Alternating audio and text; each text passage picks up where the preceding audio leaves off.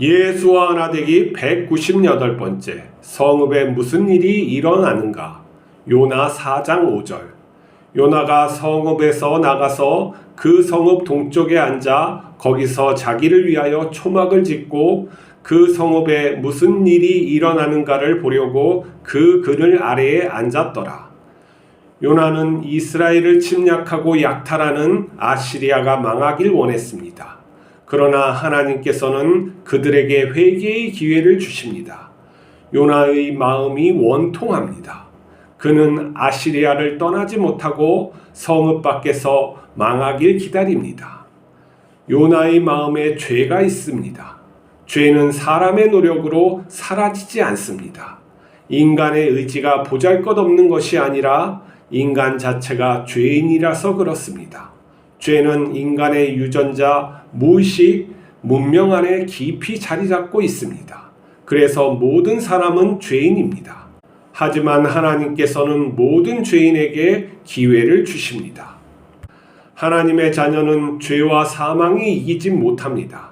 새로운 피조물로 거듭난 존재입니다. 하지만 우리가 육체의 몸으로 사는 동안은 죄는 사라지지 않습니다. 우리의 죄를 보려면 예수님과 우리를 비교해서 보면 됩니다. 예수님과 차이만큼 우리에게 죄가 있는 것입니다.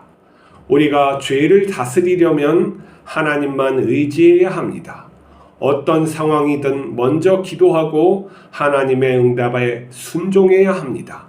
미움이 우리의 마음을 지배하지 못하도록 예수님의 십자가 사랑을 묵상해야 합니다. 우리는 육체 안에 있는 동안에는 벌레 같은 존재입니다. 하지만 우리 안에는 영화로운 예수님이 살고 있습니다. 때가 되면 벌레가 나비로 변화되듯 우리는 예수님의 은혜로 완전하고 영원한 부활의 몸을 갖게 될 것입니다. 예수님의 형제자매로 하나님 아버지 앞에 설 것입니다. 우리는 우리를 구원하신 하나님과 더불어 영원히 사랑하며 살 것입니다. 하나님의 자녀가 받는 아버지의 선물입니다. 요나가 느느웨 사람들, 자기 나라를 핍박하고 있는 그 아시리아 민족을 용서하지 못하는 것은 우리가 인간적으로 이해되는 모습입니다. 구약의 의인, 율법을 따르고 의롭게 살고자 하는 모든 의인들의 고민일 것입니다. 이것을 용서하고 싶은데 용서할 수 없는, 원수를 사랑해야 되는데 사랑하지 못하는 이 마음, 이것을 어떻게 해결할 것이냐가 굉장한 숙제이죠. 자, 우리도 별반 다르지 않습니다. 예수님 은혜로 구원받은 우리도 여전히 미움이 있죠. 세상에 대한 갈망이 있고 또 세상을 갖다가 이 지배하는 자들에 대해서, 옳지 못하게 통치하는 자들에 대해서 분한 마음이 있는 것이죠. 이걸 어떻게 해야 우리가 그리스도인 다음의 삶에 살아갈 수 있을까요? 우리가 어쩌면 그것이 불가능할지도 몰라요. 예수님께서 잡히셨을 때 빌라도 앞에서 말씀하셨죠. 내 나라는 이곳에 있지 않다. 너하고 나하고 상관이 없다. 라고 말씀하셨을 때 그런 것처럼 우리는 어쩌면 이 땅을 살아가는 동안에 이상적인 세상을 한 번도 제대로 경험해 보지 못할지도 모릅니다. 하지만 우리는 또한 이 세상을 하나님 나라가 우리에게 있음을 믿고 또 살아가야 되는 이런 어쩌면은 갈등적인 모습이 있는 것이죠. 근데 우리가 살아갈 때 우리 스스로 피할 수 있는 길이 있고 우리가 그것을 따라가는, 그러니까 세상의 갈등적인 모습을 따라가는 모습이 우리가 인생을 살아가면서 선택은 할 수도 있어요. 무엇이냐면은 우리가 예수님의 가신 그 길을 따라 낮은 곳으로 가서 하나님의 인도하심을 따라 살든지 아니면 우리가 예수님을 믿으면서 높은 길로 향해서 갈든지 하는 것이죠. 무엇이냐면 교회가 대형화된다고 생각해 보세요. 대형교회 있잖아요. 우리가 대형화된다고 생각해 보면은 무엇이 문제가 날까요? 관료제가처럼 어떤 직급에 의해서 다 되어지고 또 재물이 필요하죠. 그 큰 건물을 유지하려면 얼마나 많은 돈이 필요하겠어요? 또 거기에서 어떤 선교를 하려고 해도 또 어떠한 권력이 또 필요할 수도 있고 그런 것이죠.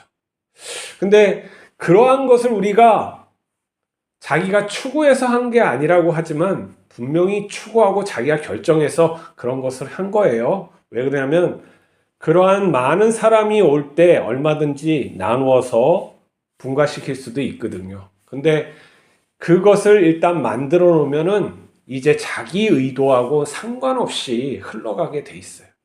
자신이 그렇게 좋은 교회를 졌다고 해요.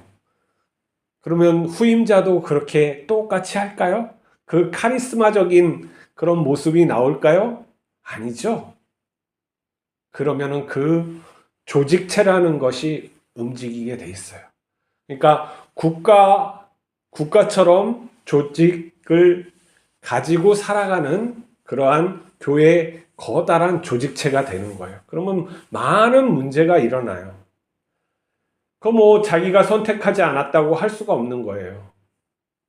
마치 카톨릭이 커다란 교회가 되고 이 국가와 맞먹는 권세를 가졌을 때 문제가 일어나고 그것을 또 어떻게 사람을 많이 다스리기 위해서 여러 가지 초대교회에 없었던 직계가 나오고 하이라키라는 구조가 나오고 또 사람들이 좋아하니까 여신을 만들 수 있고 해골을 섬길 수 있고 성상을 다시 만들 수 있고 이러한 것들이 그분들이 괜히 만든 게 아니에요. 그 조직체를 유지하기 위해서 만든 거예요. 그러면 우리 큰 교회나 작은 교회나 그런 모습이 없을 것 같아요? 있어요. 예수님을 잘 들여다보면은 아무런 조직이 없었어요. 그냥 제자들을 끌고 다니면서 그냥 복음을 전하면서 먹고 살고 그렇게 하셨죠. 근데 우리는 그렇게 할 수가 없잖아요. 그렇기 때문에 작은 건물이라도 하나 안정되게 해서 거기에서 가까운 사람들 전도해서 하나님 나라를 만들고 이렇게 하고 싶은 거잖아요. 소박한 마음으로. 근데 그것마저도 무엇인가 문제가 있다는 것이죠. 그러면 우리는 무엇이냐면 나에게 문제가 있구나를 끊임없이 생각을 해야 돼요. 이걸 놓치면은 망하는 길로 가는 거예요. 많은 큰 교회를 일군 목사들이 마지막에 잘못되고 자기가 무엇인가 잘못되는 것이 무엇인지 모르는 것은 이 땅에 하나님의 그러한 것들이 나로 인해서 만들어질 수 있다는 착각에서 비롯되는 것이죠. 요나의 문제점이 무엇이냐면은 내가 죄인임을 알지 못하는 것이죠. 저들에게 하나님께서 은혜 주는 거는 못마땅하고 내 자체에게 하나님께 무한한 은혜를 받고 있는 거는 잊어버리는 거예요. 그렇기 때문에 비교가 되고 내가 저보다는 좀 나을 수는 있겠죠. 근데 얼마나 낫겠어요. 우리가 모두 다 벌레 같은 인간이라는 건 동일한 상황이에요. 하나님이 없으면 구원받을 수도 없고 또 이 자연 세계가 희생해 주지 않으면 우리가 먹고 살 수도 없고 내 이웃이 없으면 나 혼자 불 속에 들어가서 뭘 하겠어요. 아무것도 아닌 인생인데 무엇인가 자기가 이룰 수 있고 존재한다는 그 착각, 그것이 우리를 망치는 거예요. 우리가 여기에서 나가려면 예수 그리스도를 볼 수밖에 없어요. 예수님이 하나님 아버지를 어떻게 믿고 그 십자가 길을 가고 있는지, 어떻게 자신을 부인하면서 살아갔는지 그런 것들을 우리가 보고 그나마 그렇게 하나님만을 생각하면서 가야지 조금은 덜 죄를 짓고 살아가는 것이죠.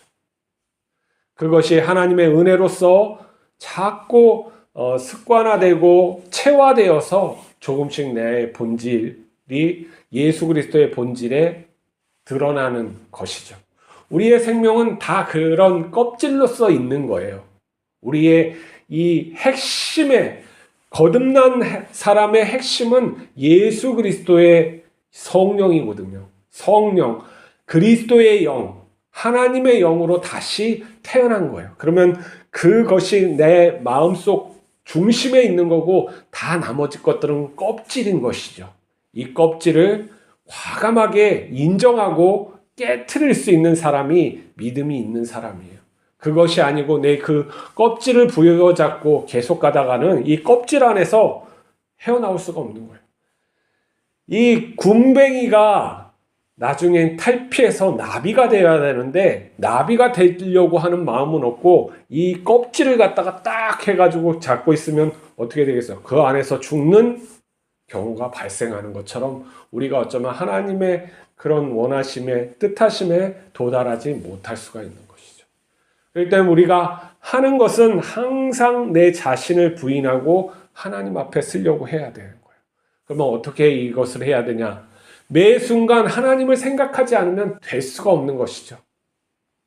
매 순간 작은 일을 내가 판단할 때 하나님께 기도하고 또 행하고 하는 것들, 하나님의 말씀 들려오기를 바라고 성경 말씀이 들리기를 바라고 그런 마음으로 기도하고 또 말씀이 들리면 결단해서 그 행동을 하는 것을 말하는 거예요.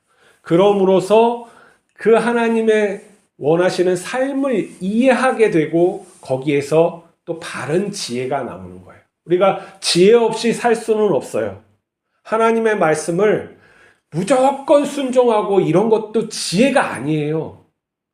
내가 생각을 하게끔 하나님이 우리를 갖다 창조하시고 예수님께서도 깨달아라 깨달아라 하는 건 이해해라 이해해라 하는 거예요. 우리가 이해하고 그 바른 것을 행동해야 된다는 거죠. 근데 많은 사람들이 또 어떻게 하나님을 보냐면 무조건 순종해야 된다고 해서 벌벌 떠는 거예요. 이 교회에 안 다니면 내가 어떻게 잘못되는 건 아닐까? 우리 교회 하는 거예요.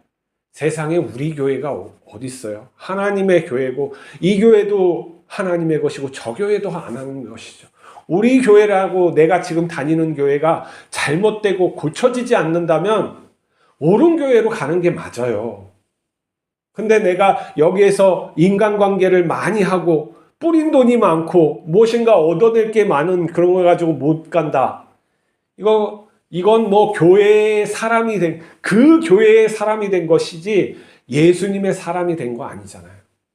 목사들이 잘못하는 건 교회의 사람, 자기 교회의 사람으로 만들려고 하는 의식이 너무 강해서 그 사람을 속박하고 여기에서 벗어나면 잘못됐다고 생각하게 의식화시키고 그런 게 잘못된 것이죠.